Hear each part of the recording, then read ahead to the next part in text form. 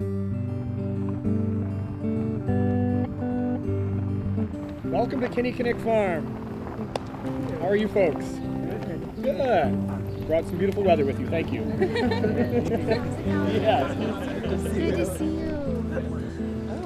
Yes. We have all the snacks and stuff down here. Okay. And then there's Hey guys! Hi! How's it going? Hi guys! Hi. I'm Dan, and this is my wife Kate. Hi guys. So we've been doing the Play Collective now for almost 4 years. This is almost our 4th year doing it. I think this is our 15th. Yeah, it's been a lot. It seems like a lot. This is our first time doing it on a farm, and first and foremost, I want to thank you guys very much. This has been a really great, gorgeous day. It's just been really beautiful. What we'd like to do though is to get you guys into seats, and we're going to start serving some food. Nice to meet you. Nice to meet you. Thank you. Sure.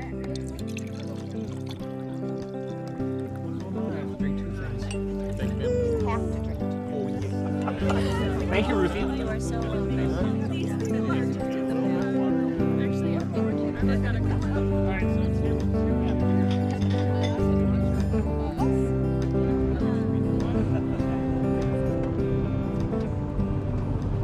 We're in the country now, people.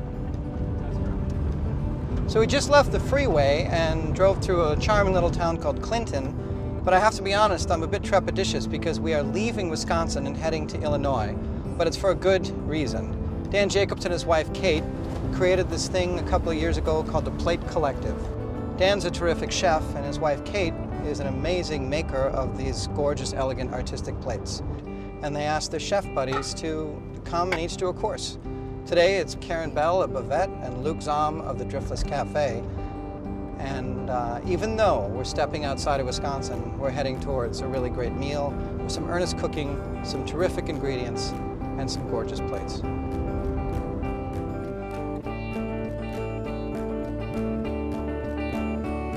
Hi, Kate. Hi. How are you? Good, how are you? Look at all these plates. Yeah. Kate's plates. Yes. So it's you and your husband, Dan, created this series. He's a chef. You're a potter. Is that the right term? Yeah. Yeah, okay. Have you ever argued, like, I want to make this dish. No, I want to make this plate. No, that doesn't go on this plate. No, that dish doesn't. Is that A little bit. A little bit, but not too much. He doesn't come up with too much crazy stuff. It's pretty precious, and Yeah. it's so singular. I am overexposed. So are you in this industry. We've been to lots of dinners where there's, you know, forethought and great food, and so, but never where the plate, the vessel is constructed, and they're so, not rustic, but they have the human hand touch. Your hands. Yeah. Yeah. They're all the same, but they're all different. Right. Yes. I like it. Like all of us.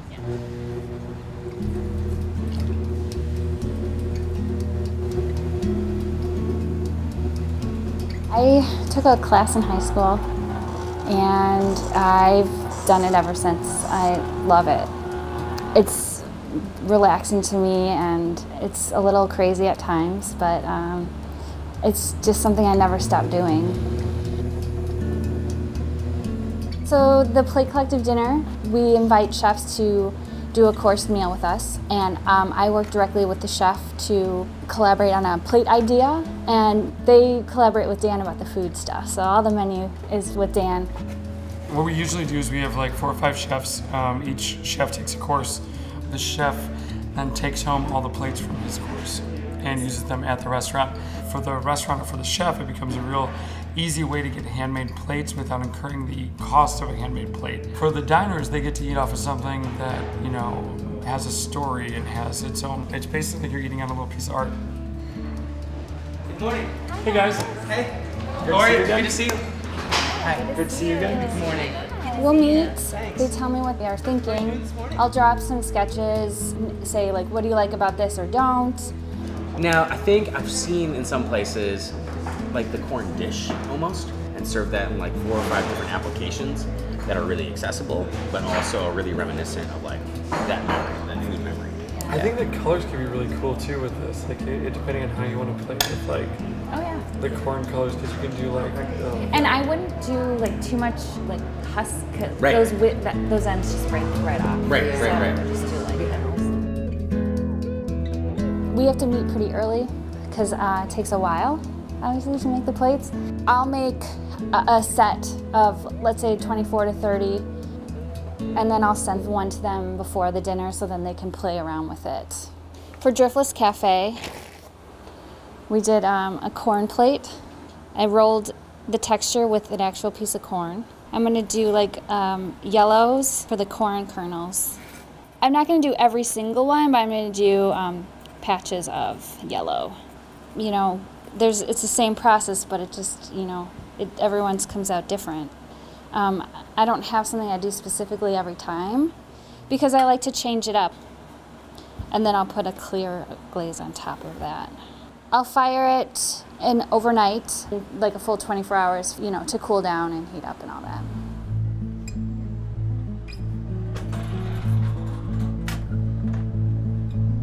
And here they are finished, all glazed and ready to put food on them. These are for Good Kind for Paul Zirkle and Lisa Kirkpatrick. These are for Paul and Lisa's plate, and these go inside of here. So it's like a pedestal in there. This is the last firing for the dinner. It's cutting it pretty close, but it's usually how it goes. There's Karen's plates. I did a white matte, and then I took a brush and I, like old school, speckled it. And these are the takeaway cups. The takeaway cups that everyone will be getting. And the cocktail is served in these, so. They're all so different. I like them all. It's a different challenge each time, but I do make them to give them away. So I don't get attached to them.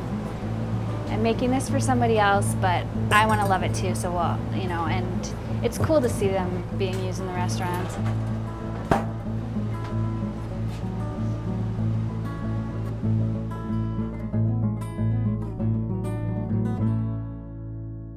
These things are always kind of a little bit stressful. You know, you're dealing with a lot of handmade stuff that, you know, if you break, there's really no replacing this on the fly. But it's, you know, man, it's always a good time once we get it all, once we get everything there and start working. One time I was just getting stuff ready in the front, and I heard this big crash in the kitchen at Good Kind, and I almost had a heart attack. And then they yelled out, "It was just something else." So I was like, oh. But that was the only scare so far. All right, good.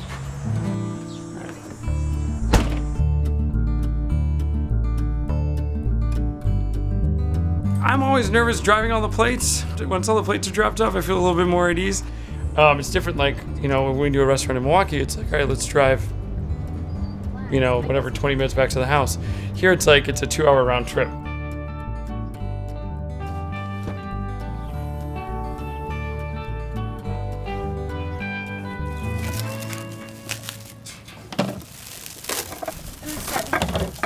Second course is Luke. Is you? Luke. Then Paul and Lisa, then me and Dan. So these are my plates. I haven't seen these yet. It's super awesome. It's really cool. It's what I mean, I wanted something that was just totally simple, and it's exactly what I wanted. It's nice. It's a simple circle. I like it. So far, things look good. I just hope everybody shows up on time because everyone's gonna have a curveball. Sweet, kitchen coming together. No matter what, there's gonna be some sort of something. Everything's gonna get messed up at least once. First casualty of the day. My guess is that there'll be some stuff that I'm gonna need to pick out. Lisa's supposed to text me a list of things that to go rummage for, and then we have a whole bunch of tropea onions that came back from the market yesterday.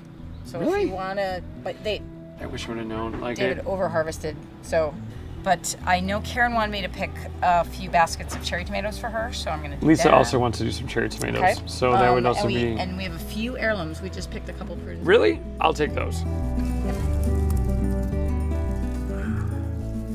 Yeah, this is the best part about doing this. Dave Cleverton, who owns Kinnikinnick Farms, Dave was the first farmer I ever saw. Like, that goes back to, it really goes back to when I was I was a young line cook at North Pond in Chicago.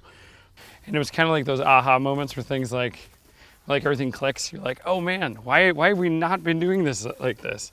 It changed everything. I mean, I grew up in the city, so like, you know, you ordered it from a produce company or from your Cisco's or whatever. So yeah, no man, it kind of, it created a love affair with farms. And Dave, I still buy from Dave to this day. So we're trying to take stalks that have these little guys on them. When they go to pick the broccoli, they'll pick the tops, but they'll leave these like side stalks sometimes. And that's actually what I want. People don't realize like broccoli florets are great, but the money is in the stalks. Stalks are delicious.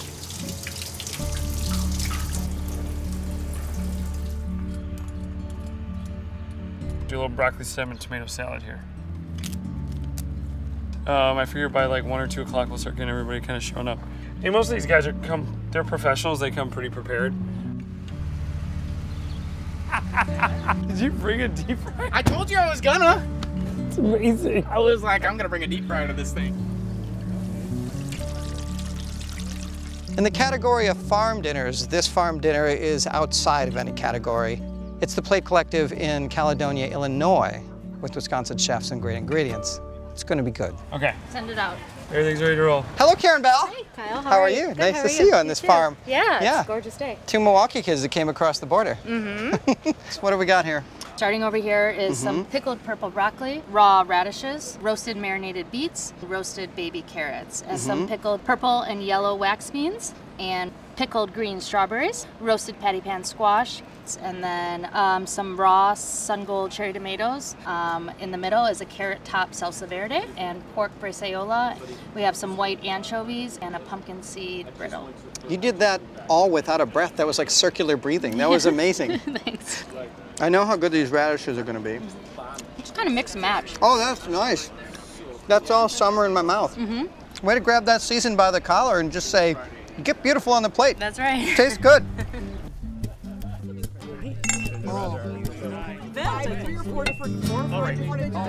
So I wanted to do a form of a crudité platter. So I had the idea to have kind of a trough in the middle for the sauce to go in, and then the vegetables all around, and a little pumpkin seed nut brittle. So Enjoy, guys.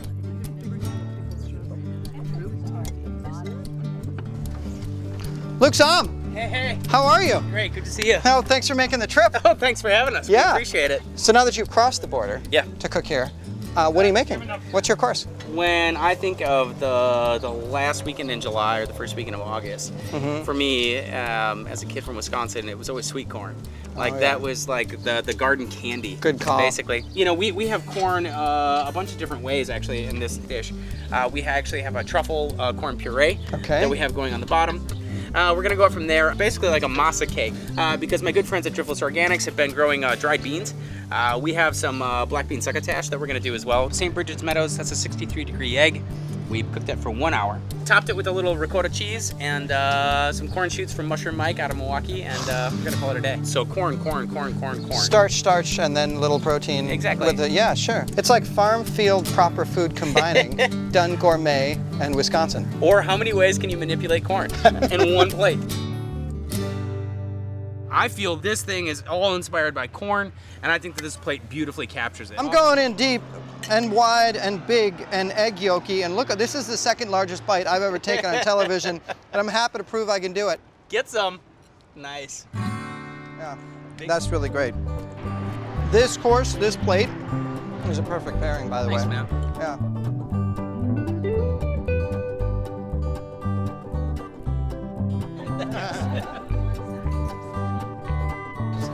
All right. You guys ready to run? It's a total honor, actually, to be here, to be able to cook with this crew. But what about what it's served on? I use a piece of corn to make all the texture on all the plates. So they're individually done by love. With love. That's awesome.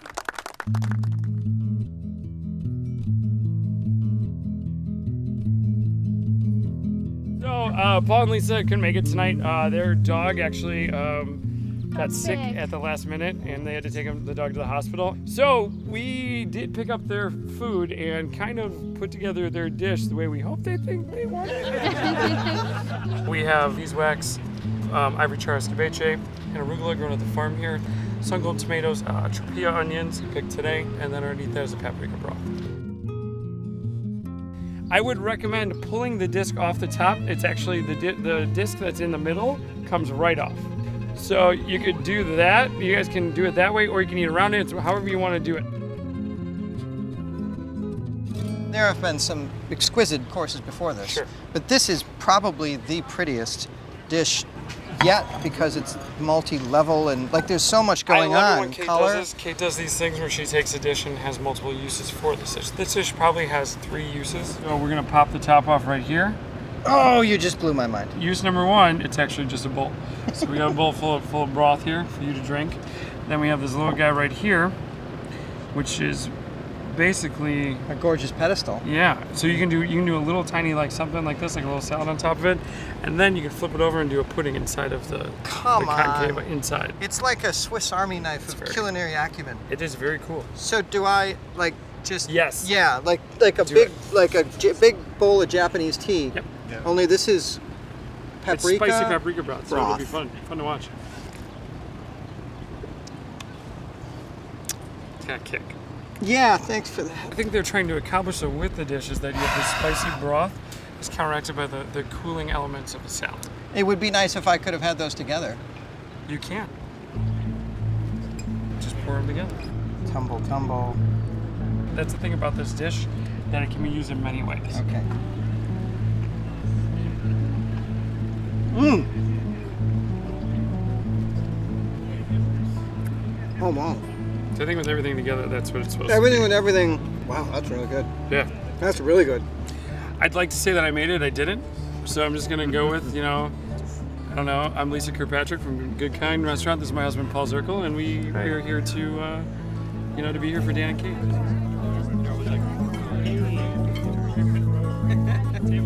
Scattered to the wind.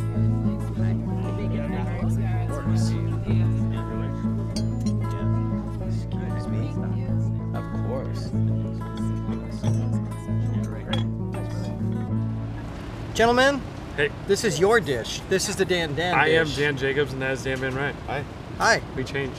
Which, this is your dish. Which component who's responsible? Yeah. All right, so we have a smoked beef barbecue sauce, and we have a tomato salad with broccoli stems, Hasselback potato, which is potato poached in butter, basically. We have some spigherillo underneath with a little bit of soy sauce, Chinese black vinegar, and tortilla onions, and then on top we have our koji marinated and grilled pork shoulder. Oh, I like that. You went like embrace this. I'm really into this. We're like, we've been cooking on fire all day, like feel pretty animal-like,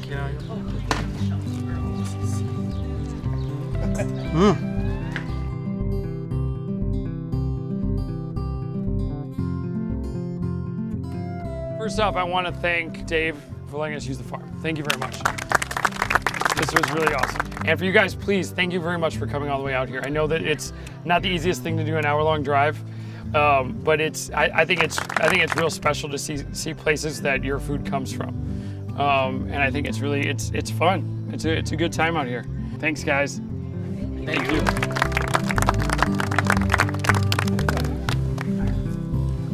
Farm dinners are usually very difficult. This is probably the easiest farm dinner I've ever done. It's kind of like a chef play day. Yeah, no, it's great. We get to play with like wood. We get to hang out here, outside. Maybe it's a Wisconsin thing. These people are your family kind of, and you don't even know them that well. I mean, I know Luke very briefly. Working with him is a pleasure. Me and Danny obviously work together. Karen, we've done dinners before. I'm glad you and Kate came up with this idea. I'm glad you married a really talented woman that makes beautiful plates. I'm glad I married a really talented woman that makes beautiful plates. I don't know. People ask who's the talented one. And Kate is, in my opinion, far more talented than I. She has everything but the beard. Thanks. You win there. Thanks. I win on the beard. Yeah, exactly. Thanks for doing this. We had such a blast being here Thanks today. for You bet. Thanks, you bet.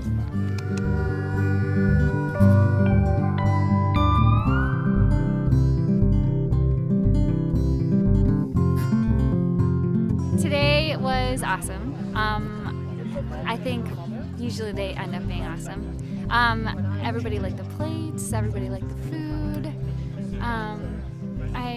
It's always good to see familiar faces that come back every time. So yeah, it was really special today because it was on the farm.